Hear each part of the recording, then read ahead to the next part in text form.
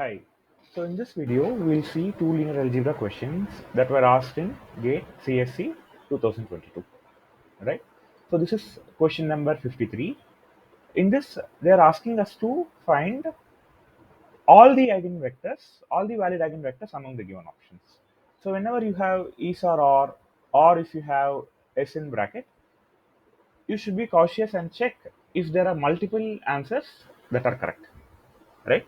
Now let's call this matrix, given matrix as A, and let's label the options. Let's call this vector as u1, u2, u3, u4. Right? And we know our eigenvector equation, that is nothing but AU equals lambda u. If a vector u satisfies AU equals lambda u, we call u as the eigenvector and lambda as the corresponding eigenvalue. Now this question is very simple. What you should do is you should plug in each of these vectors u1, u2, u3, u4 into this eigenvector equation and check if you can satisfy this equation for any lambda. Right? Let's do that. When you multiply u1 with a, it turns out that au1 equals minus 1, 1, 0, 1, and thus for lambda 1 equal to 1, this equation is satisfied.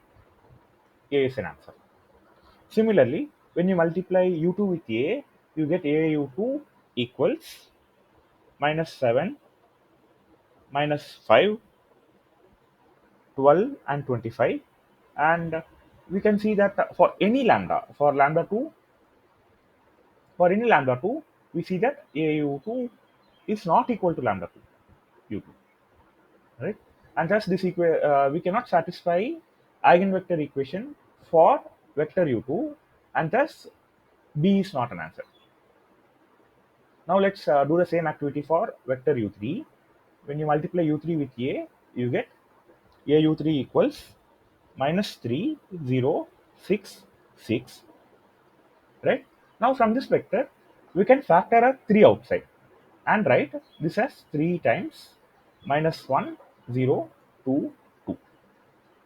Now we see for lambda 3 equals 2, au3 is in fact equal to lambda 3 u3, and thus C is an answer. Now you can verify that when you multiply u4 with a, for lambda 4 equals 2, again this equation will be satisfied, and thus D is an answer. So for this question, the answer is A, C, and D. Okay. Now let's move on to next question. So this is question number. This question number. This is question number 45 in GATE CSE 2022 paper. So in this question, they're asking us to find the LU decomposition of a given matrix. Now we are given a system of linear equations, and we know how to extract the matrix A from the system of equations. Right? A is nothing but 1, 1 minus 2, 1, 3 minus 1, 2, 1 minus 5. So in this matrix, you will put all the coefficients of the linear equations.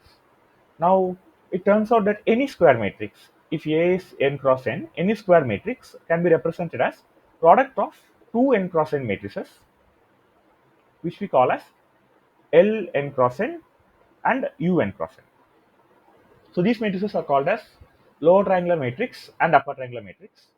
Now, to understand what a lower triangular matrix is, what you do is to draw the leading diagonal. And for a lower triangular matrix, all the entries above the leading diagonal will be 0. For upper triangular matrix, all the entries below the leading diagonal will be equal to 0. Right? Now let's see how to construct L and U given A. Now what you do is you will start with row reduced. You will start with elementary row operations to transform A to a row reduced echelon form. Right? Let's do that. Now to represent A in RREF, what we need is we need uh, all the entries below the leading diagonal to be equal to 0. We'll do transformations to make all these three entries 0, and we'll apply this transformation sequentially. Right? Now let's get started. the first operation will be to make the entry in a 2 comma 1 to be equal to 0. This one we should make it 0, right? Now to do that, the row operation we can perform is r2 equals r2 minus r1, and once you apply this operation to a, you get 1 1 minus 2 0 2 1 2 1 minus 5,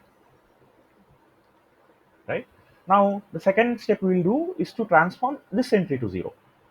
Now for us to do that, what we will do is the operation r3 equals r3 minus 2 times r1, and once you apply this operation, you will get the transform matrix as 1 1 minus 2 0 2 1 0 minus 1 minus 1. Now similarly, we want to make this entry 0. Now to make that entry 0, we'll apply the operation r3 equals r3 plus half times r2. This will give us the transform matrix as 1 1 minus 2 0 2 1 0 0 minus half. Now in the question, let's see if they are asking any entry in the upper triangular matrix. And yes, they're asking u33, value of u33, and we just found out that u33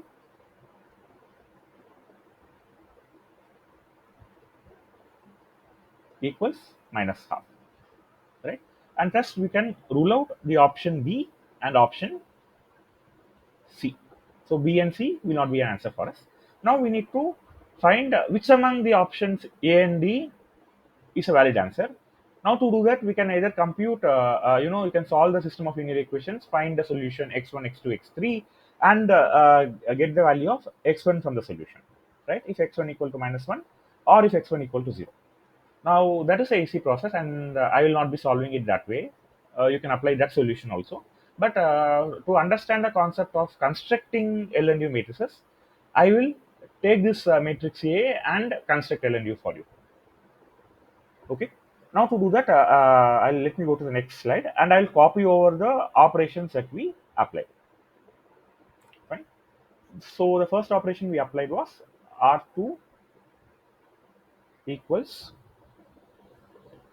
R2 minus R1. Second operation that we applied is R3 equals R3 minus 2 times R1. And last operation we applied was R3 equals R3 plus half times R2. Now notice that in all these equations are of the form Ri equals 1 times Ri plus some coefficient alpha times Rj, right?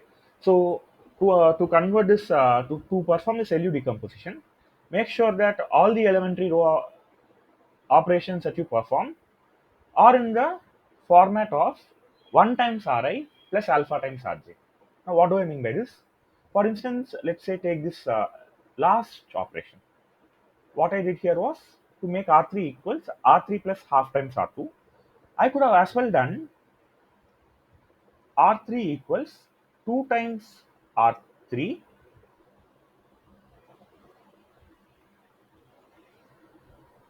plus R2. Right? Let me go to the matrix A. When you do 2 times R3 to this matrix, we can apply 2 times R3 plus R2. Even then this entry will become 0. Right? But we will not do that. What we will do is to, at least for this LU decomposition, what we will do is to treat if the operation is being applied on row Ri, we will want to make the coefficient of Ri to be equal to 1.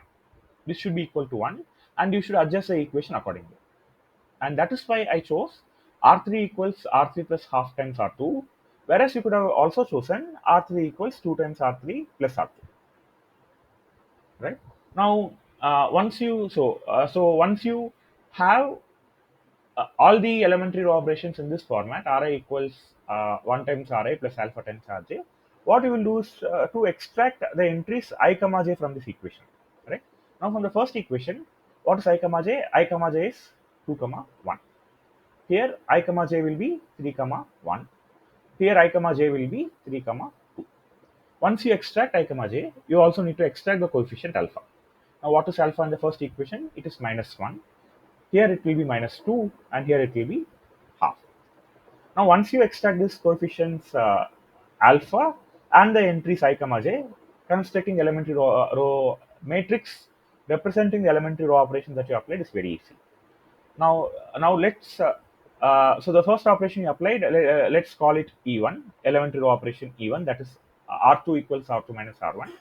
To construct the matrix format of E1, all you need to do is to fill in first identity matrix 1 0 0 0 1 0 0 0 1, and you will go to the entry 2 comma 1 and make it minus 1. So this 0, this is entry 2 comma 1, you will delete this entry and you will call this as minus 1, right? So E1 is 1 0 0 minus 1 1 0 0 0 1.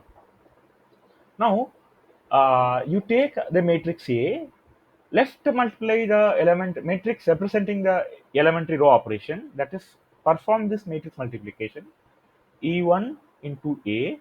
You will find out that E1 into A will be equal to this transform matrix.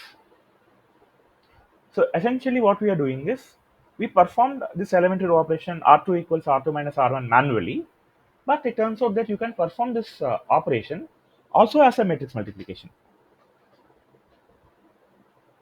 Now to perform it as matrix multiplication, what you will do is to construct this matrix using the approach that we just mentioned. You will take I comma j and alpha. You will fill in alpha at the entry I comma j in this matrix, and you will left multiply this matrix to whatever matrix you are applying the transformation on. And it turns out that E1 into A will be equal to this matrix. Actually, please verify this for you to make complete sense of this algorithm to obtain L and U. Right now, similarly, let's construct the elementary row matrix E2. E2 is for this operation R3 equals R3 minus 2 times R1, and here also it is very simple. First, you will fill in the identity matrix, then you will go to the entry 3 comma 1 and you will make it minus 2. Right? Similarly, E3. E3 will be 1 0 0 0 1 0 0 half 1. Right now, the first step in LU decomposition is to perform the elementary row operations. Second step is to extract the matrix representation of the sequence of elementary row operations that you applied to A. And third step is to compute the inverse of all these matrices. That is, you should compute E1 inverse, E2 inverse, and E3 inverse. Right now, to compute this inverse matrices, it's very intuitive. Right now, what is one property? Let's say I take the matrix E1 now, and let's call this matrix that you obtained after elementary row operation as, let's say, A1, right? So what happened? You took A, and if you apply this matrix E1, you got A1, right? Now, how should the inverse look like? So if E1 inverse is a matrix that is inverse of E1, then E1 inverse times E1 into A should be equal to E1 inverse applied to A1. This should be equal to A itself, right? This should be equal to A itself. Now, observe that this E1 inverse is being applied to result of the elementary row transformation, right? And it is intuitive in the sense, 2A, when you subtracted 1 times R1 from R2, you obtained A1, which means 2A1, if you apply the transformation R2 equals R2 plus R1. If you apply this transformation on the matrix A1, you will obtain A. So to compute E1 inverse, you need not compute the A inverse using by computing the determinant of A, adjoint of A, etc. That is a tedious process. Rather, an intuitive way is to observe that to obtain A from A1, you should kind of invert the sign of transformation, which means you should take this equation Ri equals Ri plus alpha times Rj, and you should flip the sign of alpha, and that will give you an elementary row operation that will transform A1 to A, which means the matrix representing this elementary row operation should be equal to E1 inverse, right? So here we observe that E1 inverse is equal to 1 0 0 0 1 0 0 0 1. Now in the entry 2 comma 1, you will put minus alpha, that is plus 1.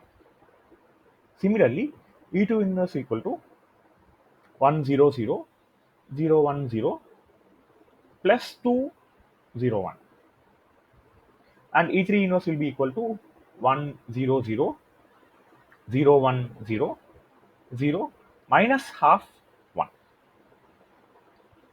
right? Now please verify that if you multiply E1 inverse with E1, that will be equal to 1. Similarly, E2 inverse multiplied with E2 will be equal to 1, right? Please verify that. Okay, now we will go to the algorithm for LU decomposition. Now you took the matrix A, applied the operation E1 to it. To the result, we applied the operation E2, and to this result, we applied the operation E3.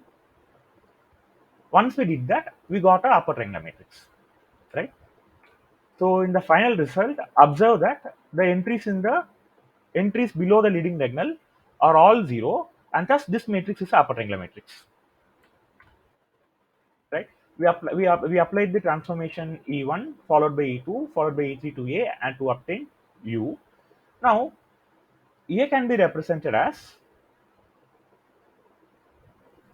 E1 inverse, E2 inverse, E3 inverse, U, right? What I'm doing is to take the matrix of elementary row operations to the RHS, right? And we have computed the matrices E1 inverse, E2 inverse, E3 inverse in the previous slide. Now all you need to do is to multiply these three matrices, and it turns out that whenever you multiply elementary matrix of elementary row operations, you will obtain a lower triangular matrix. Now you multiply these three matrices, and you will obtain the result 1 0 0 minus 1 1 0 minus 5 by 2 half 1, right? And observe that the product of these elementary row operations have all zeros above the leading diagonal, and thus this is a lower triangular matrix. Now let's go back to the question. One entry they are asking us is U33, that we just found out to be 2. The second entry is L32. L32 is minus half. Sorry, yeah, this entry will be minus half. You can compute this. This entry will be minus half, right? So the answer is L32 equal to minus half and U33 equal to minus half. So this U33 we extract from this upper triangular matrix, and L32 you will obtain from this lower triangular matrix. So I think this was kind of complicated. Let me summarize how you will solve LU decomposition in general. Now given a matrix A, to this matrix you will apply a sequence of transformations of the form Ri equals Ri plus alpha times Rj to obtain the upper triangular matrix, you will apply a sequence of these transformations to obtain U. Now it turns out that each of these transformations can be represented in the matrix format. For example, this transformation, the matrix corresponding to this transformation will be, you will go to the ijth entry and you will put alpha here, right? The second step is you need to compute E inverse. To compute E inverse, what you will do is to go to ijth entry and you will flip the sign of alpha. That is, you will put minus alpha here.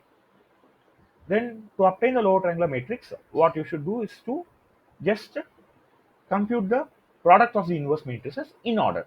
It should be E1 inverse, E2 inverse, E3 inverse. You should compute the product of these matrices in order left to right. Observe that when you apply elementary row operations to A, the sequence is different. It is 3 to 1, E3, E2, E1. But to compute L, you need to compute the product of inverse of elementary row operations in order 1, 2, 3, not in the reverse order. This is very important. So once you multiply these inverse matrices, you will get the matrix L, and from that L we get our answer. Thank you.